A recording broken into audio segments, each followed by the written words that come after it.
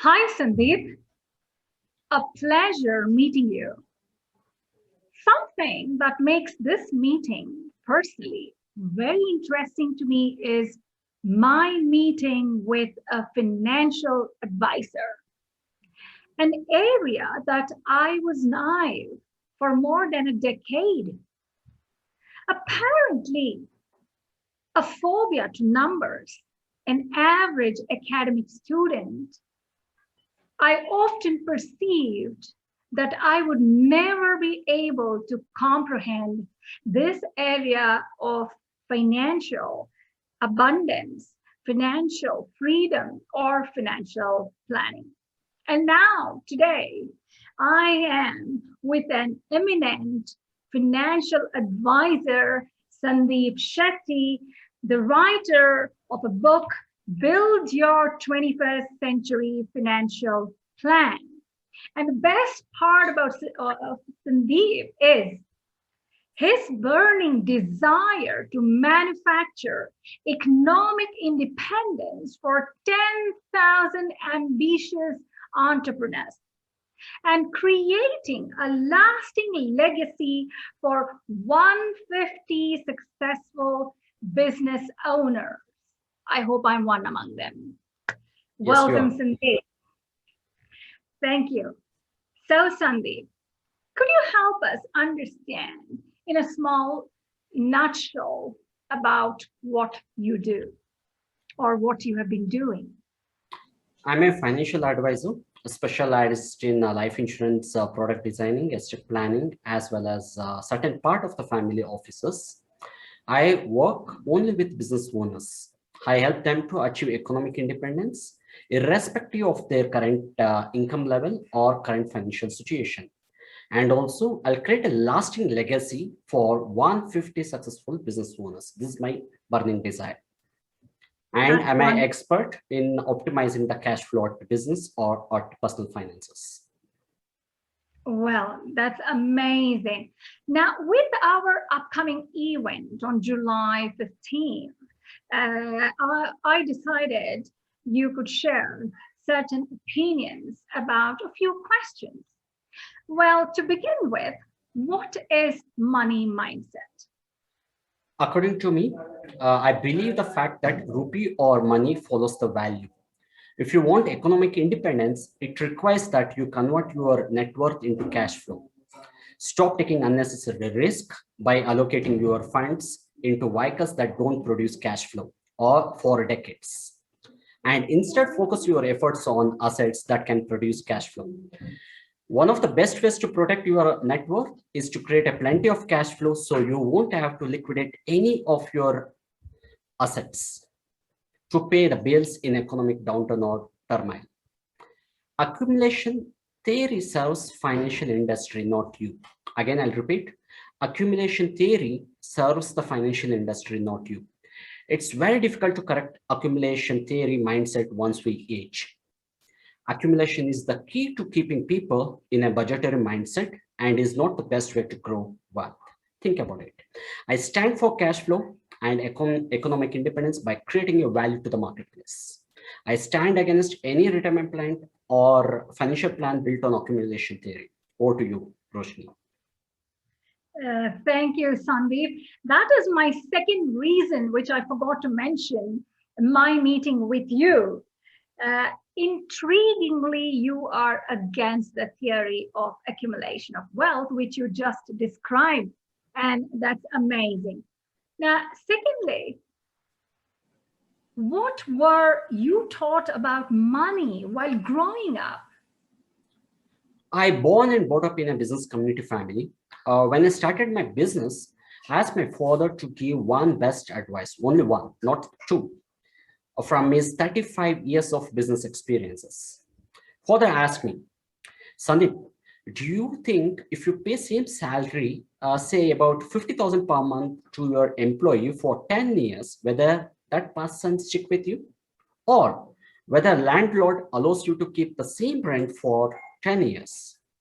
I told my father, no, that's not possible. I can retain top employees or best real estate property by paying more every year. My father told me, Sandeep, The same way, business is not meant for the same level profits. The business is meant to increasing profit every year, year on year. Focus on the bottom line and teach this to your children in the future. Help me to pass this legacy to the next few generations. This is what I'm doing now, Roshni. Well, I hope my landlord does not hear you. Now, moving on to the next one. How do you feel when you spend money?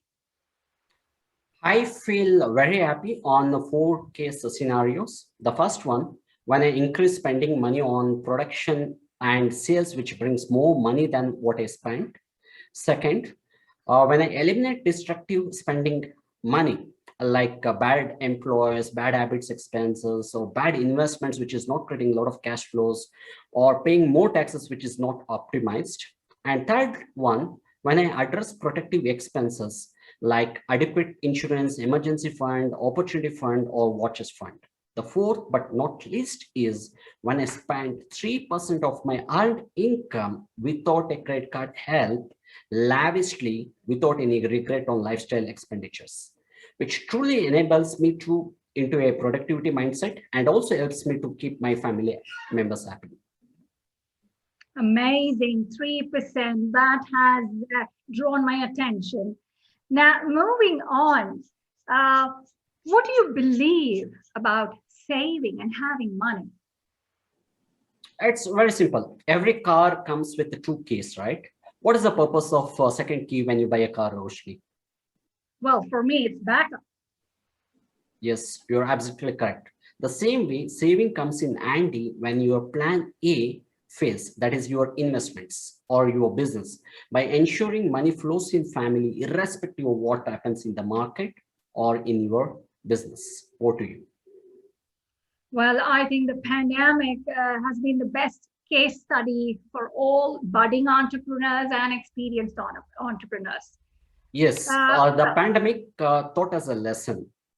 I have more than 500 clients. I met close to 200 to 250 around numbers business owners during this pandemic last 1.5 years. I spoke to them. What's your net worth? They said, say example, 10 CR. Okay, that is your business net worth. But what is your personal net worth? They say, all my personal net worth is business net worth. The problem is in India, more than 90% of the business owners, they clubbed their personal wealth with their business wealth. They're not able to understand that personal wealth is separate and business wealth is separate. Let us assume if business fails, what will happen to their wealth? The family also fails. If business fails, it's okay. We have a lot of bankruptcy code. We can restructure the loan, something we can do it. There are so many laws to protect the business owners. But what will happen if family fails? There is no single law to protect their family finances, personal finances. So I suggested all the business owners to start saving for the personal life separately and business separately, so that even if they fail as a business owner due to pandemic, their family will support their next business. And if family fails, they don't even support the entrepreneur to start another business. Next takeaway, business fails, family fails too. Yes. A point to be noted. Now, moving on, what do you believe about saving and having money? I mean, as I told you, like the saving always comes as a plan B. So we should always have a savings. At least I recommend 20% of or whatever we earn, it should go towards savings. Okay, as you mentioned, true. I got it. Now, what do you believe about earning money? I'll ask a counter question here. What will happen if I don't earn the money? So what will happen? The asset will deplete, because to fund the lifestyle, the kind of food what we eat, the kind of clothes what we wear, the kind of shelter where we live, this all is a lifestyle expenses. We need income, not assets. So if you don't earn the income, what will happen? The assets will deplete. You need to sell the assets due to distress at discounted value, maybe 30-40% discount, to find the immediate buyer so that you can fund your lifestyle. Okay, what happens if you don't have the assets? Your liability will increase. That too when you have a credit worthiness. And if you don't have a credit worthiness, and if you don't have assets also to fund your lifestyle, since you are not earning, what will happen? your family members has to depend on the charity. If you depend on the charity of your friends, family, parents, mother-in-law, or someone, your dignity will lose. Think about it. So earning money is always good. And it protects your asset and also reduces your liability. Exactly. And Sandeep, what is your money philosophy? Number one is you don't want to be working forever, right? Number two is you should have an option to retire whenever you want. We want a steady flow of income which is coming to us even during 30s, 40s, 50s, that we spend so that we spend more time on doing things we love to do rather than waiting for the age still 65.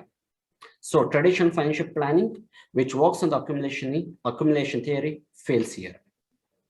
My money philosophy is building an income, preserving income, and distributing income so that assets of wealth still strong for many generations without diluting for cash due to economic downturn at loss.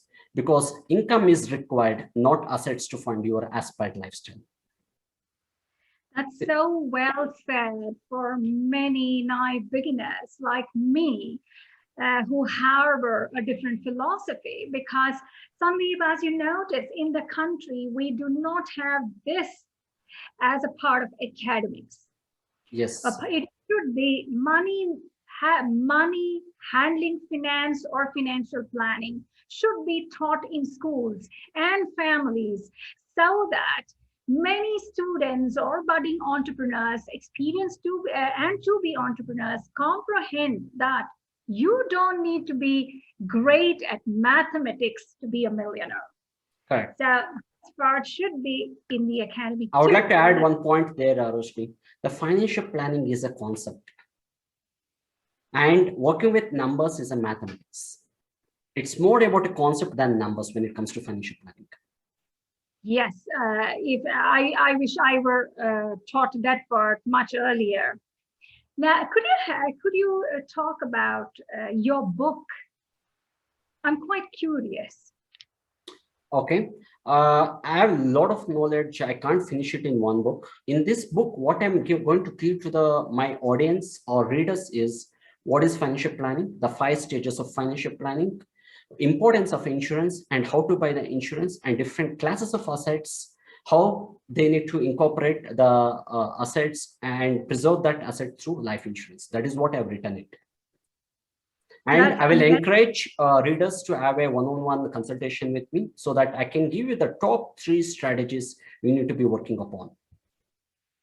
It's so wonderful to have you for the upcoming event on 15th of July. And I'm sure that I would be the first participant of this webinar. Apart from that, I would also request you to send me a copy of your book, which is so encouraging and motivating. Well, Sandeep, that was a huge takeaway for today. I look forward for our upcoming webinar. Thank you, Roshni, for having me here. Looking forward to. Thank you, Sandeep. Thank you.